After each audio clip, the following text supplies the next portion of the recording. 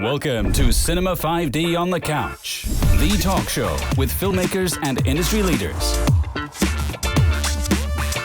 Brought to you by Rode Microphones and G Technology.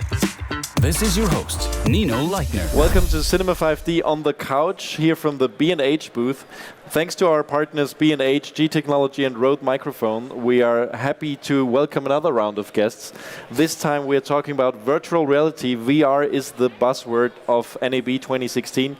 I know nothing about it, and which is why I invited a range of technology experts from different companies who work with VR cameras. So we have Kim from Nokia.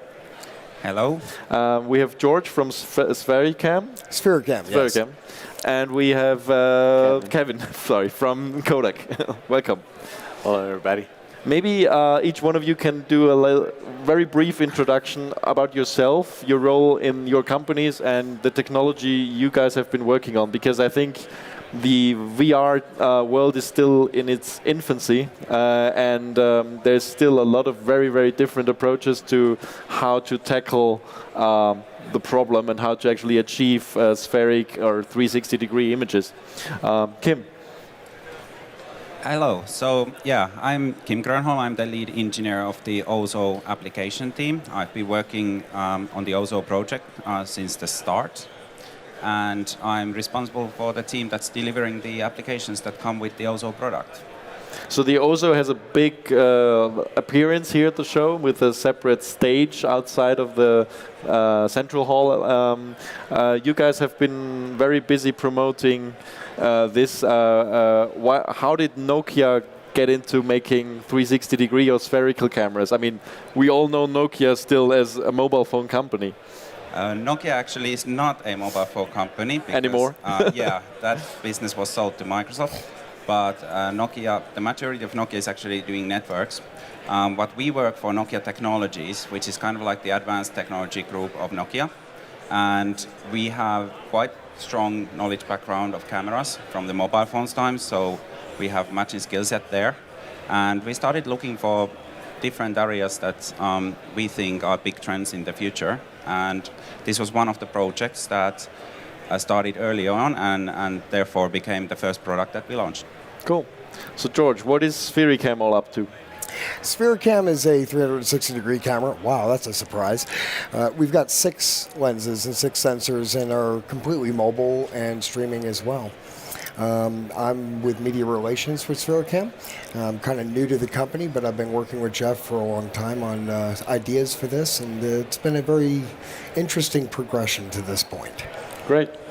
Kevin, Kodak we have known as a film company. Yeah. You guys have been pioneering actually digital photography without a lot of people knowing. I think the first digital camera was a Kodak camera, if I'm not mistaken. No, yeah, that's very true. So what are you up to in terms of virtual reality? So I'm the marketing specialist for Kodak PixPro, and we just got into the VR space. We started maybe 2-3 years ago, and we had the yellow camera, which was a 2K camera. And our main focus is really ease of use and accessibility. You know, it's been very challenging to sort of learn and create 360 content, and so we're trying to sort of get the ease of use for everybody.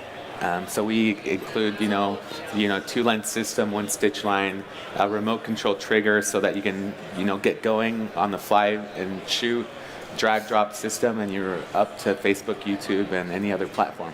So the PixPro is more of a consumer approach, whereas Nokia is more tackling the high end and you guys are probably, is it also consumer? Yeah, we're in the middle somewhere. We're actually a pro level product with consumer level features, or a prosumer feature, right in the middle of these two. So where do all of you see current applications for VR? Because I think a lot of people who haven't experienced it don't know what it's like. It's very hard to, convey to our audience what it's like if they have never tried it with goggles on their head or, something like that. But where do you see the most applications and most customers using virtual reality right now? Go ahead. Well, I really see from my interaction with working with everybody is that there's literally limitless applications for it. I feel like anything that you do with video or photography completely applies into the VR space.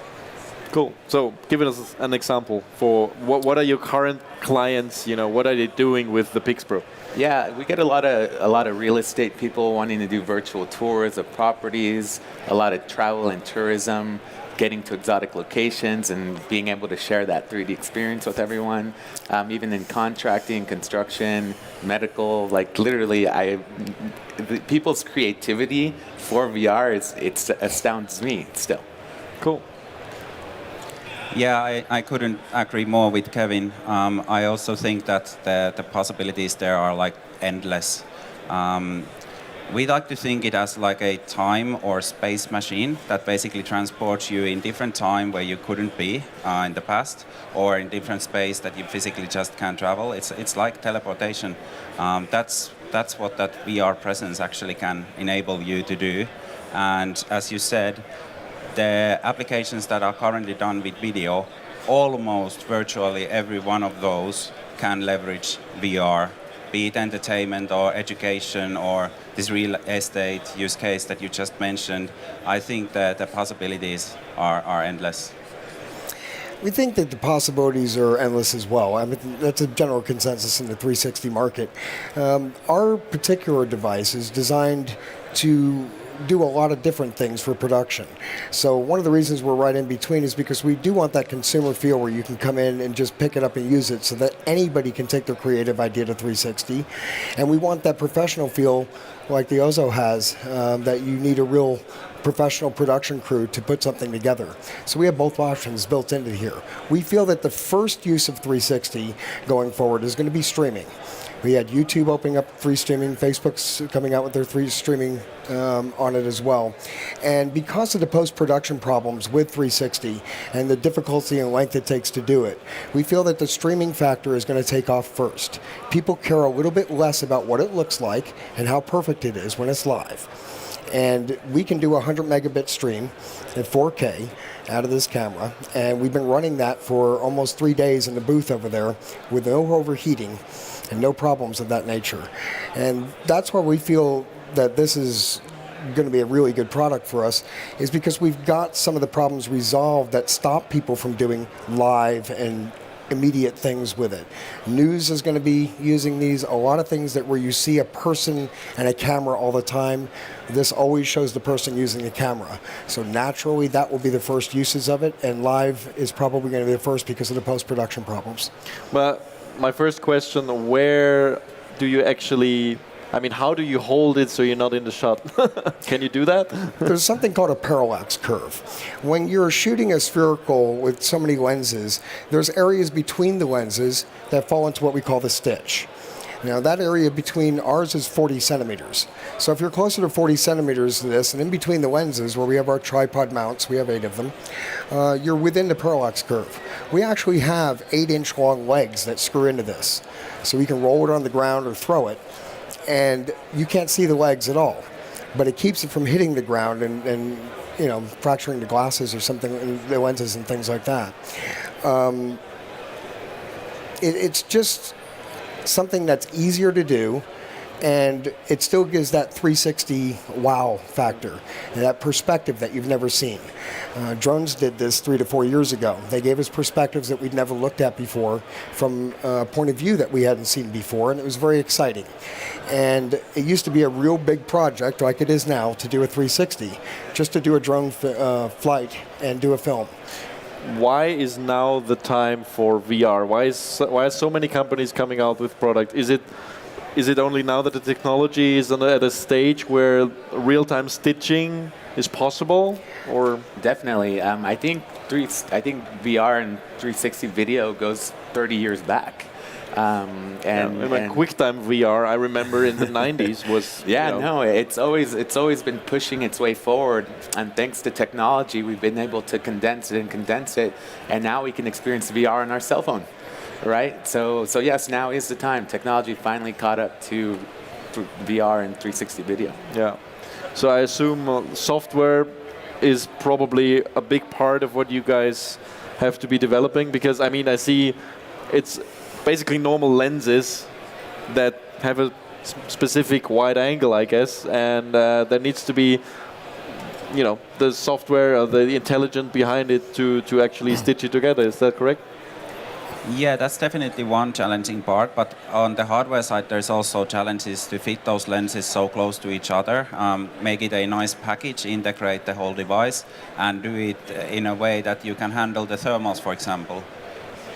How do you, I'm a more traditional cinematographer, filmmaker, but it's, there's been a lot of questions about VR. There's a lot of clients interested in shooting VR.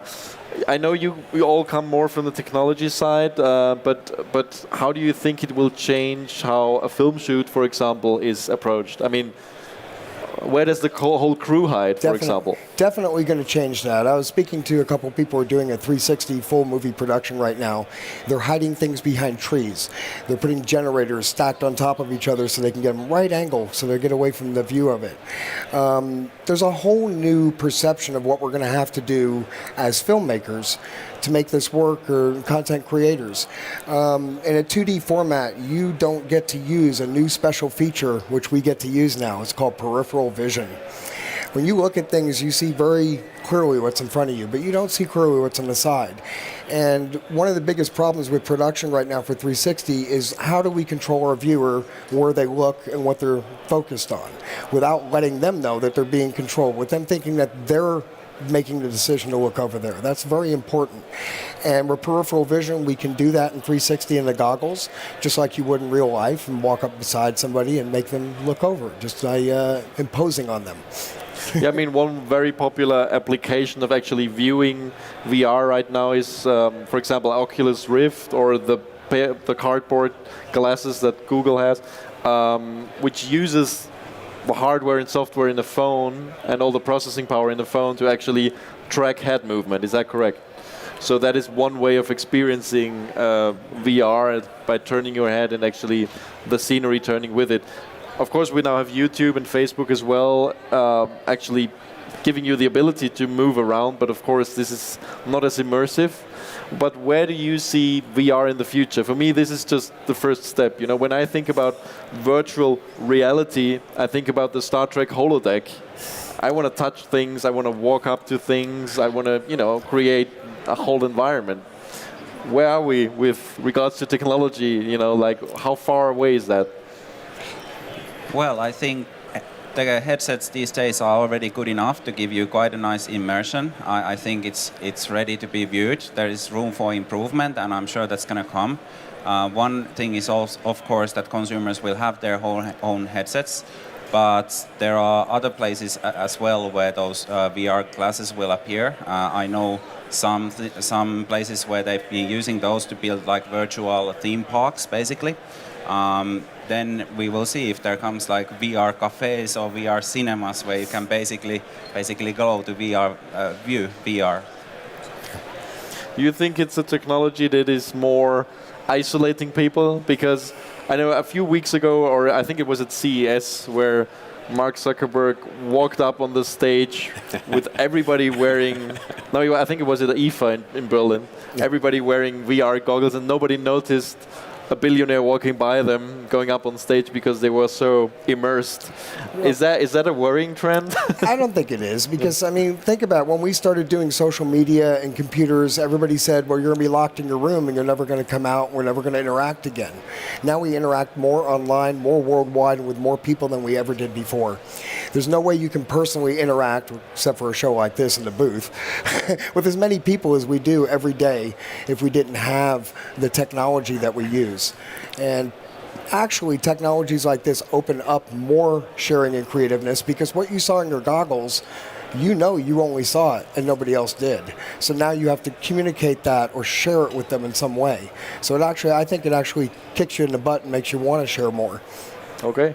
Good point. Definitely, and then the same way that I can communicate with someone across the globe, we'll be able to do the same thing in the VR space. So then me and him could be talking. He'll be in Finland and I'll be in California, and we're more connected in that immersive sense. And so yeah, totally. The same with social media, like you said. Everyone says, "Oh no, everyone's just on their phones nowadays," but we still communicate, we still talk, we still have friends. Nothing's really changed, Okay. Yeah. Well, we'll see. I mean, I can't imagine everybody walking around with goggles here, but we'll see more people. I wonder when I see the first person on a subway wearing those. Well, what if you have goggles that also have cameras in them? So now you can see the real world, and you're augmenting it inside the goggles. So in the future, it's also going to be very contextual, understanding your normal routine and stuff. Let's say you're in San Francisco walking down the street at dinner time, okay? You're walking in your goggles, you have glasses so you can see, cameras so you can see what you're doing. Your goggles know that it's your dinner time, so all the restaurants start popping out menus at you. Yeah. So you don't have to think about it. It just starts happening. It starts giving you more information when you need it and at the right point and where you need it to help you. Like Google Glasses was like maybe the first step in that direction. Exactly. Yeah. It's some way of communicating with a technology that can understand contextual data and be able to communicate that to you without having you have to interact with it. And retinal projection, that type of thing, is probably the most subtle way of doing that. And just to add to that, there's always a time and place for everything, right? So, right now people are really just consuming entertainment through VR. And so you wouldn't be walking around with your headset on necessarily. It'd be for your own time when you do have time. Well, I still remember a time when people were offended when somebody would have a phone call in the street. Yeah. That was like mid-90s when cell phones were coming up. So, I mean, times are changing. Thanks for watching the first part of this episode of Cinema 5D on the Couch. Thanks to our sponsors, G Technology and Rode Microphones. And tune in for the next part of this show.